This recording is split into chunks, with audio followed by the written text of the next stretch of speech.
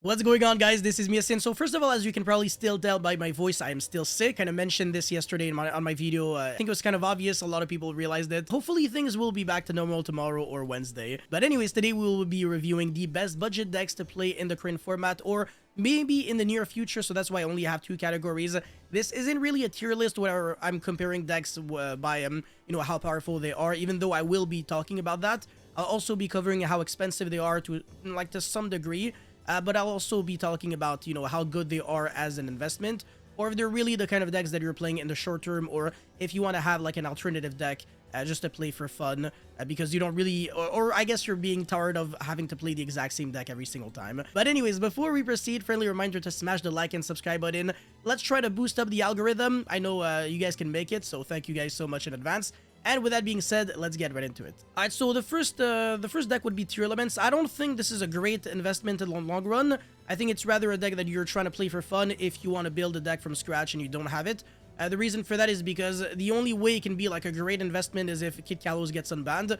But I think Kid Kalos is going to be the next Colossus, where it's going to get unbanned in several years from now, only when everybody's going to forget about the deck and when it's no longer going to be relevant. So I just don't think it's like that worth it. But it's a super cheap deck because the tier cards themselves, they're worth like nothing. I looked into them, and honestly I couldn't really find anything that was super expensive, and nobody's really trying to play this deck. So a lot of people still have their tier deck and they don't really know what to do with them. So if you want to borrow or buy a tier deck from someone, it should be relatively easy, at least if you don't want to play the expensive cards like SP Little Knight, which is, an important criteria when trying to get a new deck. If you can't afford SP or all the expensive cards, then it's definitely gonna make the budget deck no longer budget, right? Anyways, next up is Purely, and I think not only is this deck extremely powerful, extremely cheap to a certain extent, but it's also a great long-term investment, because at first it just kept getting hit on the ban list every single time.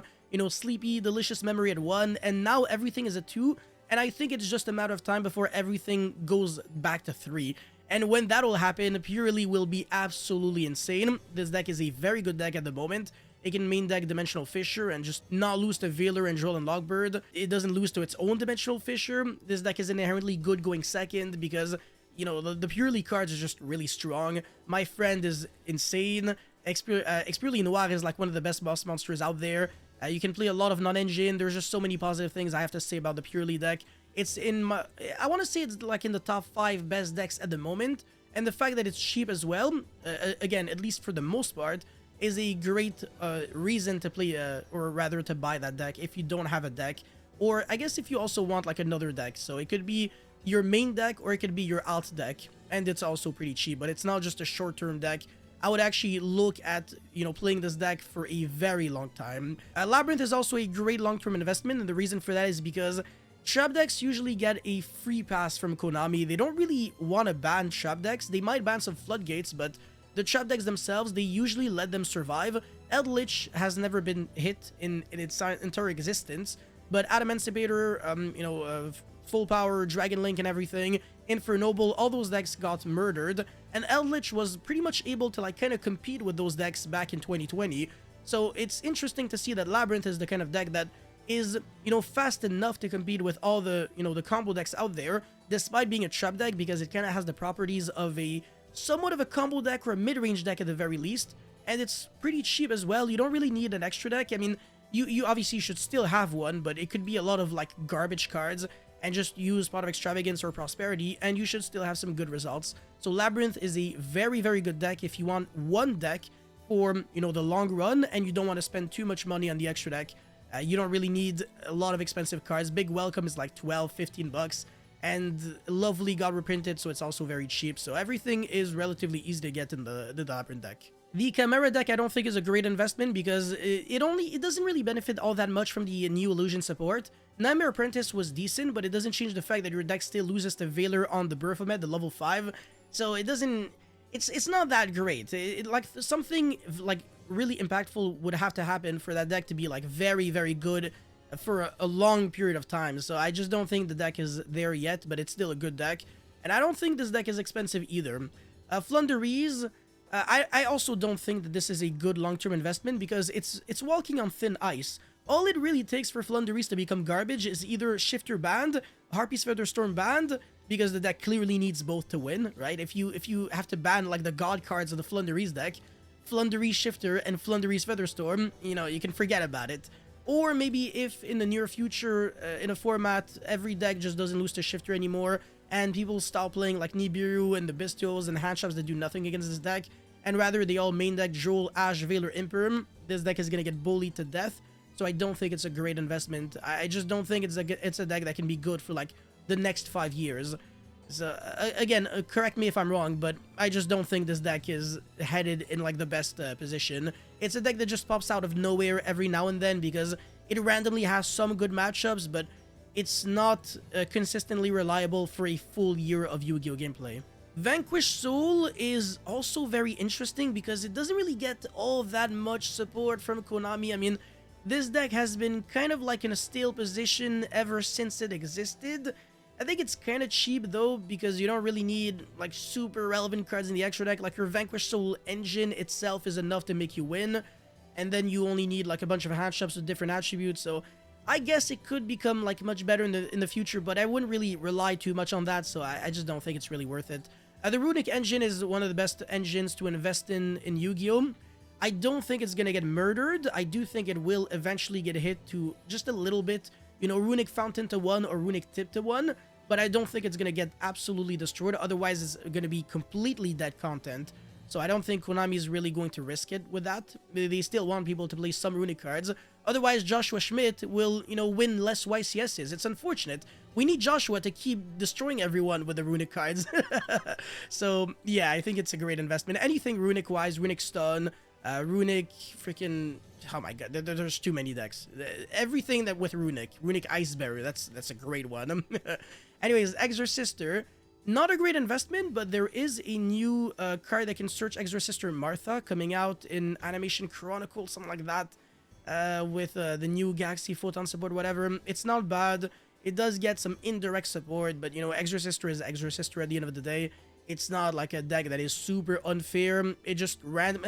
I mean, it was good in the tier format because it could main deck Shifter and it just bullied decks that utilize the graveyard. So it's always going to be there. I do think it's a good deck to just have in your possession, and it's not necessarily super expensive because the Exosister cards are not generic. The only way to play them is if you're playing Exosister.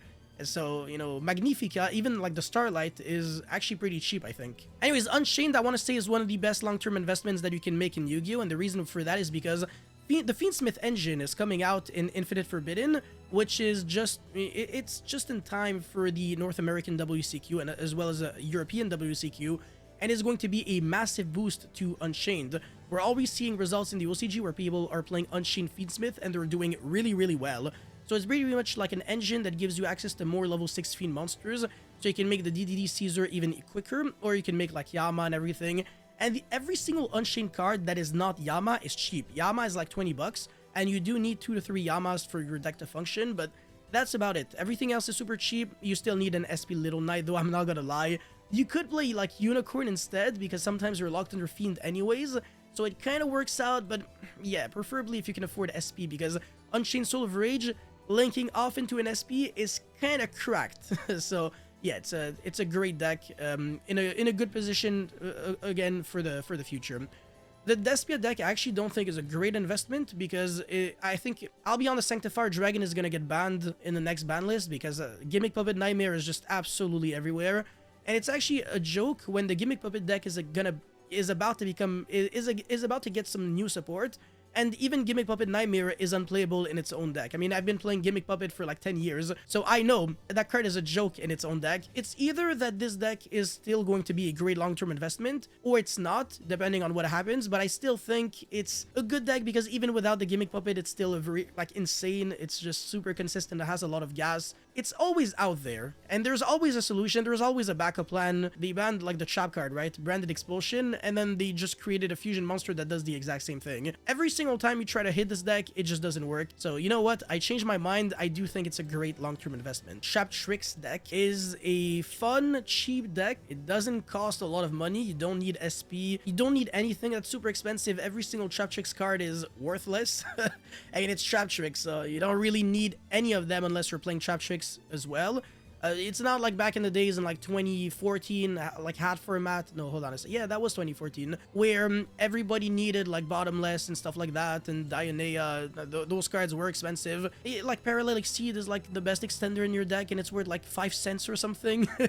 So yeah, I think Traptrix, if you just want to have like a little bit of fun, you know, only spend like $30 to $50 on a deck, that's one of the best ones for you. Orcust or Sky Striker Orcust, I mean, it's not expensive, but I just don't think that deck is ever going to become like any better than it is at the moment, unless there's something that I'm not seeing. It just seems so lackluster.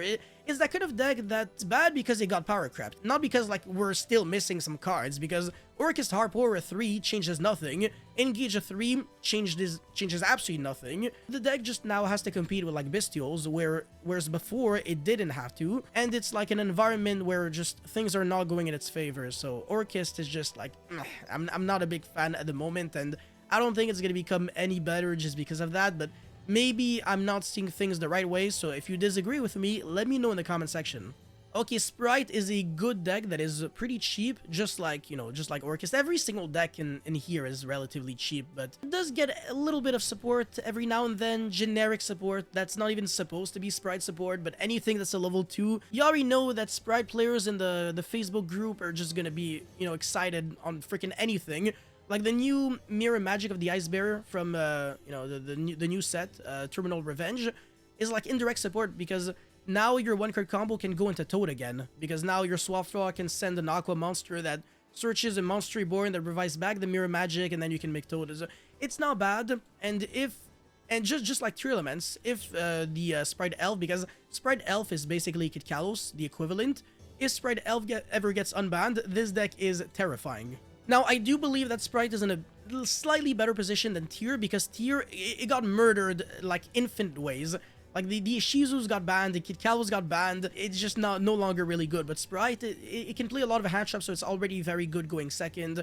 And I mean, to be fair, Tear has a lot of gas, but that gas is irrelevant when everything is banned. Sprite, there was only really one card that got banned, so I think it's just a little better. Again, just looking at the future. Marincess, I think the deck is dirt cheap, like it's literally nothing at all. And it's very good because you can play a lot of hand traps, so if you don't really have a lot of money and you can only really afford one deck, this deck is great for you. Raid Raptor, exact same arguments. It's just a really good deck for what it does. It's not expensive at all, honestly. I don't really think there's a single card that just costs a lot of money. Yeah, no, maybe like the old Raid Raptor monsters, but anything that's new is like, it's worth nothing. Because they're all like really low rarity, and even like the ultra rare is worth absolutely nothing. Anyways, Ice Bearer, yeah, try to get Ice Bearer now because it might become like really good once Terminal World comes out, and then it might be a little too late to buy it. Yeah, it's a good deck because, you know, the level 9 Synchro Monster Lancia, no sorry, it's a level 10, I think. Yeah, I think it's level 10, Lancia, Dragonic Ancestor of the Ice Spirit Mountain. So troll, man, it's not even an Ice Bearer monster. Yeah, that monster is like really unfair. Anyways, Galaxy Photon, it's relatively easy to get, but it's not like super competitive, but it might be, and it can randomly FTK, so I think you can actually make money by buying the deck now, and then when people will start hyping the FTK even more because we're gonna get closer to the actual release of the new cards, people will start like, you know, they might value the deck as way more money, and they're gonna try to get the new cards. By the way, what I really should be saying, instead of like showing like Photon or Galaxy, is talking about like level 8 dragon decks in general. So even Blue Eyes, because Blue Eyes is confirmed to get a new structure deck. And I do want to talk about that because even though Blue Eyes might look like a casual bait, you know, kind of like a meme, and it's not even that good, it did win Worlds of 2016, so I wouldn't sleep on it. I do believe that Blue Eyes can become good again. Konami has a lot of control over that. I mean, it's like the best way of getting back players into the game if they want to do it. So yeah, I do think this is something that they have the power to do if they really want to. Anyways, Tenpai Dragon, is that a great long-term investment or not? But everybody's gonna try to play the deck, so I wouldn't really try to buy Tenpai Dragon just because everybody says the same thing. Honestly, try to stay away from that deck unless you really enjoy like the concept, but don't play the deck just because you want like one good deck that plays a lot of hand traps. It's not really worth it. A lot of much better options, honestly. I think that like the #1 feedback that I got from players that I told, you know, like play Tenpai Dragon is it's either like, oh, I like the deck, which is fine, you know, if that's what you're saying, then keep playing it, or I hate the deck and I don't want to force myself to play it. So Gimmick Puppet, yeah, that's obviously just like, you know, all the newer decks, that's a great long-term investment. And Drytron, same thing. Not really. Drytron only gets like one new card and it doesn't really change all that much. I have to change my mind on it, but Gimmick Puppet, it can FTK, plays even more one-card starters than pure Snake Eyes, so it's really consistent. It plays a lot of hand traps. It's just really scary. If people don't know how to stop it, then this deck is like one of the best decks in the game, but it loses really hard to DD Crow as well as Bestials, and a little bit to Ghost Bell. And then it doesn't really lose to like the hand traps that affect the monsters on the field and stuff, but it can lose to Ash on the Bloody Doll in the hand, because that works through the field spell, so it's something that might still have an impact on you. Drytron, so essentially the reason why it's there is because the new Drytron monster from Infinite Forbidden is pretty nice, but I haven't really looked all that much into it, so I will have to check some combos with it, try to see if there's a way it can be like completely like broken. But yeah, I do think that if you can get Drytron for cheap now, because I'm pretty sure the deck is super easy to get, this deck might get a lot of value in the future because it had, and it topped a lot of events historically, and even when, you know, they kept like destroying some of the cards, like they banned what, like Ava, the deck was still good afterwards, so maybe it's just gonna survive like the power creep and it's going to remain good forever. But yeah, that's it for this video, guys. Thank you so much for watching. Don't forget to like and subscribe, and I'll see you guys very soon. Peace.